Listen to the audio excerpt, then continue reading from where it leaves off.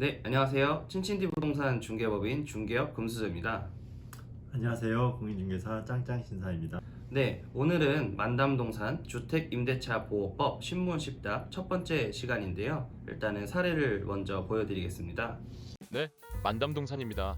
무엇이 궁금하실까요? 안녕하세요. 주택임대차 계약을 체결한 후 2년이 지났는데 임대인으로부터 계약 연장에 대한 아무런 이야기가 없어 계속 거주하고 있었습니다.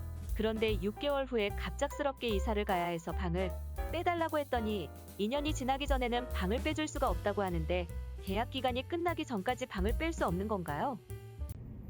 네, 일단 질문은 잘 받아봤고요. 아무래도 이러한 부분들에 있어서 많이들 궁금해 하시는데, 그러면 짱짱 이사님, 혹시 이런 2년의 묵시적 갱신이 된 상황에서 임차인은 임대인한테 해지를 이제 통고할 수가 없나요? 아니요. 그렇지 않습니다. 주택임대차 계약의 묵시적 경신의 경우에는 임대차의 존속기간은 임차인 보호를 위해서 편면적 강행 규정으로 2년을 보고 있습니다. 그러나 계약이 갱신된 경우에는 임차인은 언제든지 임대인에게 해지를 통지할 수 있고요. 이러한 해지는 그 임대인이 통지를 받은 날로부터 3개월이 지나면 그 효력이 발생합니다. 반대로 임대인의 경우에는 특별한 문제가 없는 한 해지 통보를 할 수가 없습니다. 그러면 혹시 그 짱짱 이사님, 묵시적 갱신에 대해서 좀 더 자세히 좀 설명 좀 부탁드릴게요. 그러면 임대차 계약의 묵시적 경신에 대해서 설명을 드리도록 하겠습니다. 임대인 임차인 양 상대방에게 그 임대차 기간이 끝나는 6개월 전부터 2개월 전까지의 기한에 임차인에게 갱신 거절의 통지를 하지 않거나 계약 조건을 변경하지 않으면 갱신하지 않는다는 뜻의 통지를 하지 않는 경우에는 그 기간이 끝나는 때에 전 임대차와 동일한 조건으로 다시 임대차한 것으로 봅니다. 다만 이기의 차임액에 달하도록 연체하거나 그 밖의 의무를 현저히 위반한 임차인에게 대해서는 이를 적용하지는 않습니다. 이 경우 임대차의 존속기간은 2년으로 봅니다. 그러나 계약이 갱신된 경우 임차인은 언제든지 임대인에게 계약 해지를 통지할 수 있으며 이러한 해지는 임대인이 그 통지를 받은 날로부터 3개월이 지나면 그 효력이 발생합니다. 묵시적 갱신의 경우 계약 갱신 효과로 보지는 않습니다. 개정 법률에 따른 계약 갱신 요구권 행사의 명확한 의사 표시를 하는 경우에 한정하고 있습니다.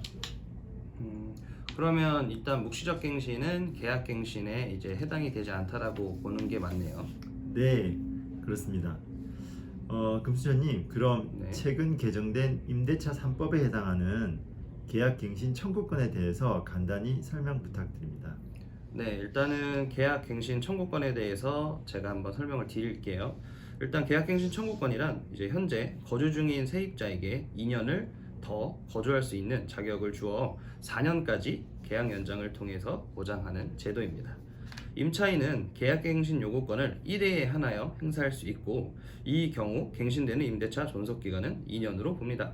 그러나 계약이 갱신된 경우 임차인은 언제든 임대인에게 계약 해지를 통지할 수 있으며 이러한 해지는 임대인이 그 통지를 받은 날부터 3개월이 지나면 그 효력이 발생합니다.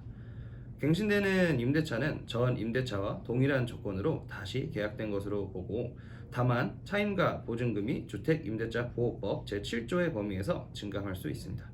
계약갱신 요구권의 횟수는 앞에 말씀드렸던 것과 같이 1회에 하나며 행사 가능하고 2년이 보장됩니다.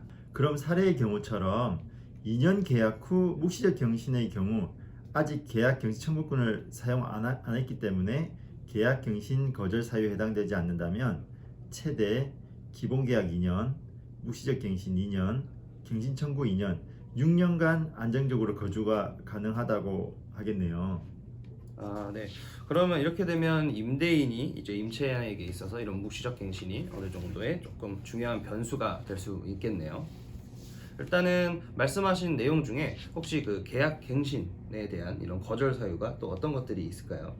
네, 대표적인 임대인의 갱신 거절 사유에 대해서 간단히 설명을 하도록 하겠습니다.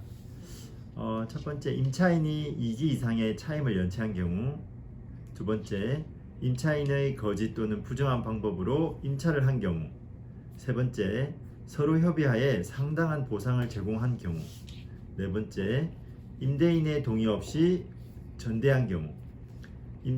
다섯 번째, 임차한 주택의 일부 또는 전부가 멸실된 경우. 여섯 번째, 임차인이 임차한 주택의 전부 또는 일부를 고의나 가실로 파손한 경우.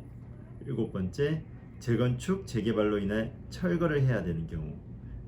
여덟 번째, 임대인이 실거주하는 경우. 이러한 경우가 임대인의 그 갱신 거절 사유에 해당되겠습니다. 네, 이렇게 계속 바뀌는 법에 이제 법 속에서 임대인, 임차인 모두 이런 것들을 사전에 체크해서 미리 준비해야 될 것으로 이제 보여지는데요. 일단 오늘은 만담동산 주택임대차 보호법 첫 번째 시간은 마치도록 하겠고요. 다음에 두 번째 만담동산 주택임대차 보호법 신문 10답으로 찾아뵙겠습니다. 잠깐! 문의 전화는 1599-4217.